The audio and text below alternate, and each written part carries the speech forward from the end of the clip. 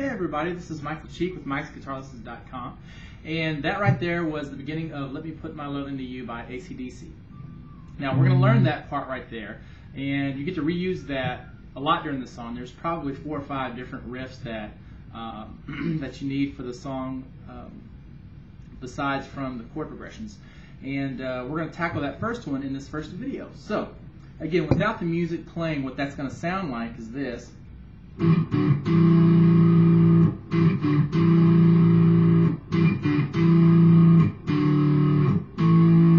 Okay, that's the first riff, and then it changes a little bit later into the song when you add the open E string. It's going to sound like this.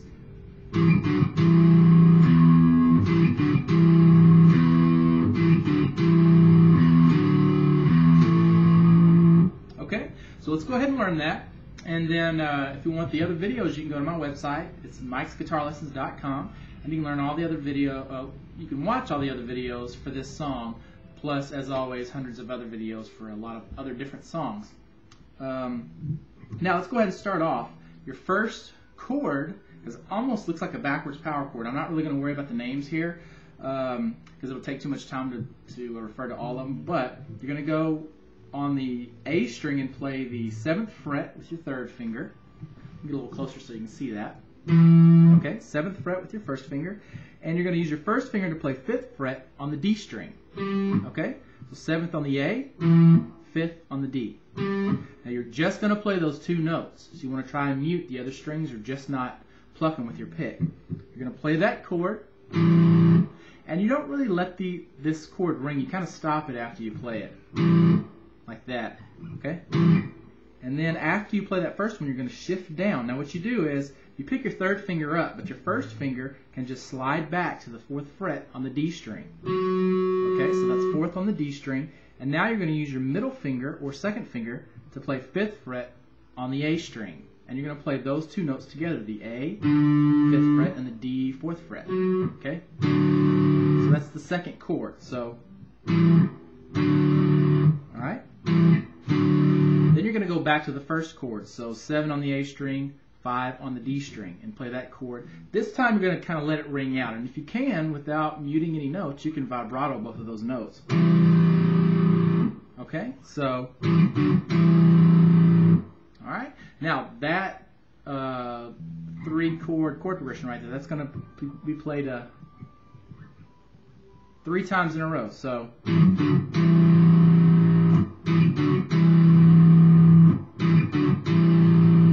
after you do that, you're going to go back down to your 2nd chord, 5 on the A, 4 on the D, just like we did before. But this time you don't come back up to that 1st chord. You go 7th fret on the A and the D string. And you can use whatever fingers you want to. You can use 1 finger if you like, but I just use my middle finger and 3rd finger because it's what I'm used to. Okay? So just to review, it goes like this, and I'm going to go a little slower than full speed. So if you want to practice along with me here, when I go slower, that would be a good idea at the beginning when you're not used to this chord progression. So here we go. Okay. Do it again. Okay. And again.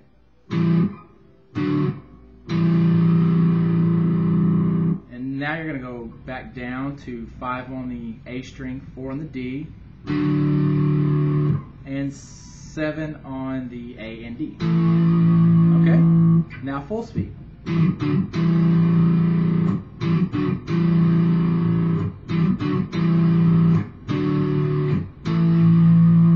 Okay? Now you're going to repeat that a few times until eventually, and this is pretty obvious in the song where it happens. I don't want to say out loud because I might get it wrong, but I think maybe you play that 4 times and then you play this next part. You add this extra note in. I'm not for sure. I just did it, I know, but I already forgot.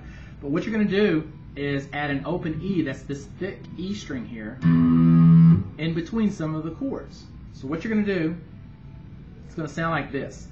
And what you're going to do is, after you play that chord right there, you play it once, go down to the lower one, come back up here. Then you're going to stop it and then play an open E. The reason you want to stop it is because you're playing all this on one guitar, and if you're playing all 3 notes, it can get kind of muddled. See, it sounds okay, but I like to stop the chord so I can hear that open E a little better.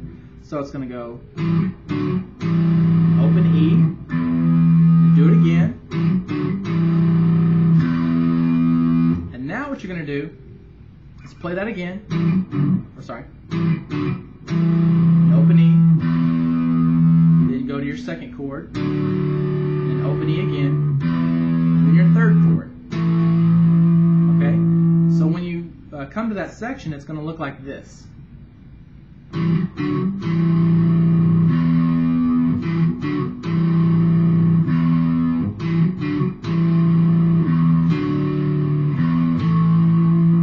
Okay, one more time.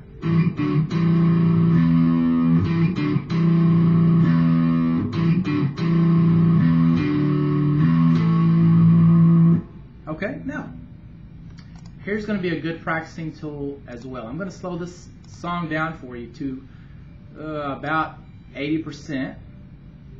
There we go. And I'm going to play along with it. Okay, now this is going to be slower than full speed, but this will be good for you to practice with. And I like to do this with all the riffs that I can because it makes it easier on you guys to play the song at the beginning. Once you're comfortable, move to the faster version or just your own CD that you have at home and play along with it full speed. Okay, so here we go. I'm going to play along with it.